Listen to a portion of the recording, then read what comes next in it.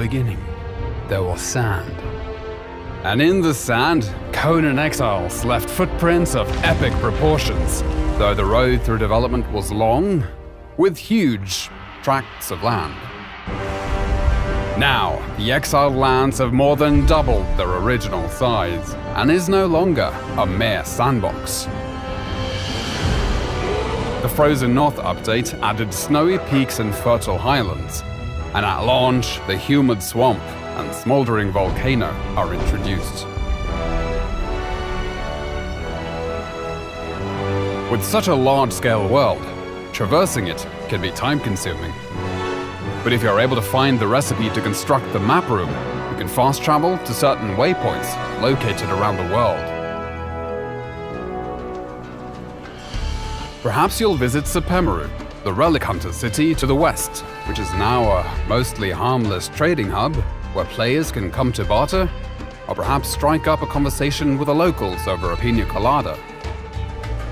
With a fully dynamic weather system, there is a chance you might get caught in the rain, snow, or deadly sandstorms.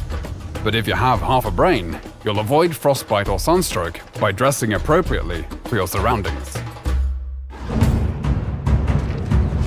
The world is filled with dangerous monsters and other humans, as well as challenging world bosses and deadly dungeons. These dungeons are designed to test you and reward those who show strength, intellect, and resourcefulness with items and lore you won't find anywhere else. Combat in Conan Exiles has gone from simple strikes to a grand set of combos with light and heavy attacks and unique moves for each weapon type. And with improvements to artificial intelligence, mastering your moveset and stamina is critical. These improvements also apply to the thralls you capture, making them highly effective guards for your base. Milestone bonuses have been added to perks and attributes, and players can buff their stats with war paints, potions, and armor modifications.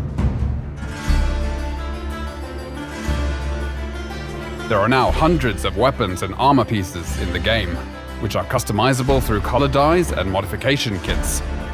And there are hundreds of building blocks in different tiers and styles for you to enjoy, including crafting and cooking stations, grow beds, and decorative items for the castle of your dreams and your enemy's nightmares.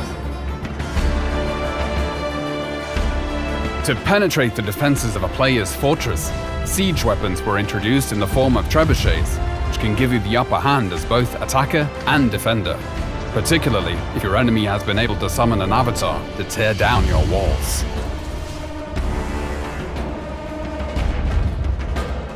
With the ability for players to climb any structure or cliff face in the game, necessary defenses like siege cauldrons and crenellated walls were added.